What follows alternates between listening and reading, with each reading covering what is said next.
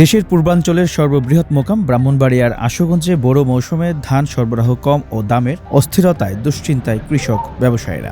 মোকামে বর্তমানে মোটা ধান বিক্রি হচ্ছে প্রতি মণ ৬৭০ থেকে ৭১০ টাকা, আর ৮৮ জাতের ধানের দাম ৮৭০ থেকে ৯২০ টাকা মণ প্রতি। প্রতিদিন এখানে প্রায় ৩০ কোটি টাকার ধান কেনাবেচা হয়, তবে এবছর এখনো সেই লক্ষ্যমাত্রা ছুঁতে পারেনি। ধানের দাম ৩৬ টাকা নির্ধারণ করা হয়েছে, চাউলের দাম ৪৯ টাকা নির্ধারণ করা হয়েছে। তাতে করে আমার মনে হয় ধানের দামটা তুলনামূলকভাবে একটু বেশি হয়েছে, চাউলের দামটা তুলনামূলকভাবে কম হয়েছে।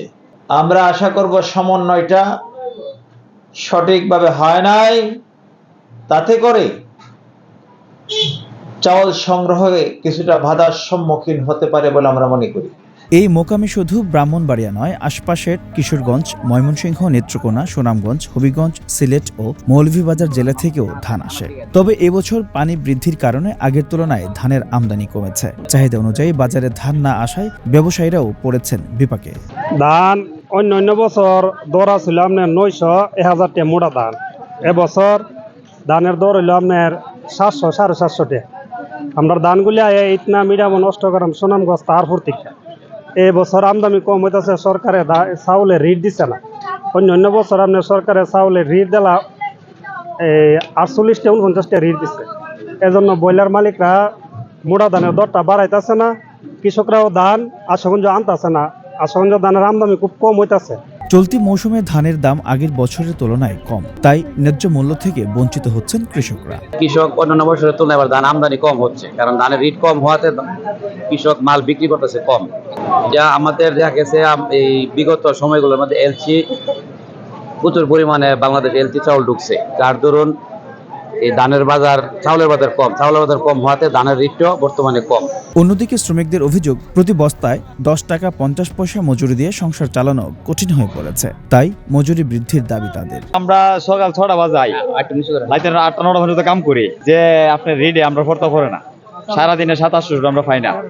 আবার বস্তা রেডি হলো বাড়তি, হেরা কইলে হেরা কয়ে এমন বস্তা টানতাম নাহলে যেতাম গা। শুধু আমরা লেবার সব জায়গা, তাহলে কি গাল্লা চলবো? আমরা দাবি হইলো আপনার লিড বাড়তি, আর কয়লারা কইতেইব যে আপনার ধান কমাই আনবার লাগিয়া। কথা বুঝেন, একটা বস্তার মেঝে আপনার ৯০-৯৫-১০০ কেজি আছে। এই যে এখন মাল তুলতেছি, একটা মেঝে আপনার এবার ১০০ কেজি আছে। অতি দ্রুত সরকার ধান ও চালের মূল্য নির্ধারণ না করলে কৃষক, ব্যবসায়ী ও সাধারণ মানুষদের ভোগান্তি আরও বাড়বে বলে মনে করেন আশুগঞ্জ চাতাল মিল মালিক সমিতির সভাপতি। ধানের বাজার মোটামুটি যে পর্যায়ে রয়েছে, অত্যন্ত কৃষকরা ক্ষতিগ্রস্ত হবে বলে আমরা মনে করি। আশা করব সরকার এই ব্যাপারে একটা বলিষ্ঠ পদক্ষেপ গ্রহণ করবে। আগে আমাদের এলাকা থেকে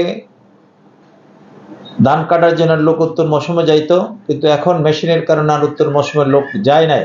তাতে করে মেশিনের মাধ্যমে যে ডোবা জমিগুলা কাটার কথা ছিল, এই ডোবা জমিগুলা কাটা সম্ভব হচ্ছে না।